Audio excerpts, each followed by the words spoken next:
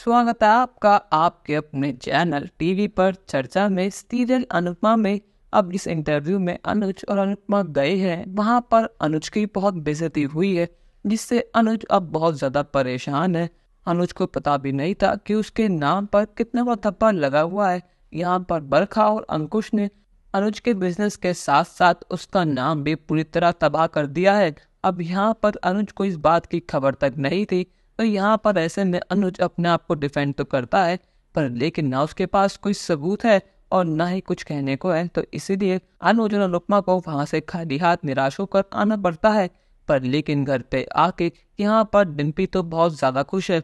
वो कहती है कि देख लिया मम्मी, आपकी औकात क्या है। हम सब लोगों ने टीवी पर देखा कि आप किस तरह वहाँ बेइज्जती हुई, और खासकर अनुज कपाड़िया की। मैंने आपसे कहा था ना कि अब आप कपाड़ियाज नहीं है, अब आप एक भिखारी बन चुके हैं जो आशा भवन में रहते हैं। पर लेकिन नहीं, आपको तो महान बनना होता है हर जगह। आज आपकी महानता की वजह से अनुज की इतनी बेइज्जती हुई वो पूरी दुनिया के सामने।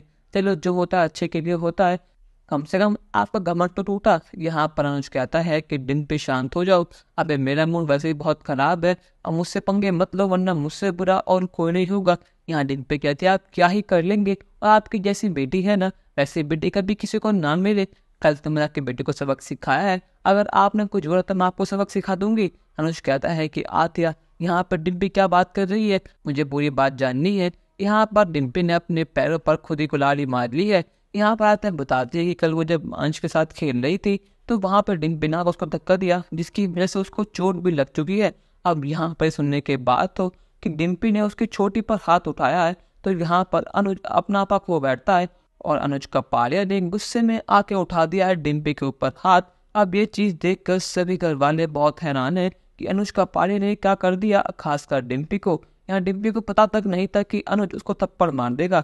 अनुज कहता है कि डिम्पी, तुम शायद भूल रही हो कि तुम किस हालात में हमारे घर पर आई थी, और अनुपमा और मैंने तुम्हारी कितनी हेल्प करी थी। हमने तुम्हें अपनी बेटी माना, तुम्हारा कन्यादान करा, तुम्हारी शादी भी कराई समर के साथ, हम दोनों तुम्हारे प्यार के साथ थे। पर लेकिन तुम वो सब चीजें भूल चुकी हो। आज जब तुम रोड पर आ चुकी हो उसके बाद भी अनुपमा ने तुम्हारी हेल्प करी, पर लेकिन तुम तो एहसान फरामोश हो, तुम्हें कोई मतलब ही नहीं कोई तुम्हारे क्या करता है क्या नहीं। तुम्हारे पास सब कुछ था, एक फैमिली, एक प्यार करने वाला पति, पर लेकिन तुमने सब चीजें खुद खराब कर ली।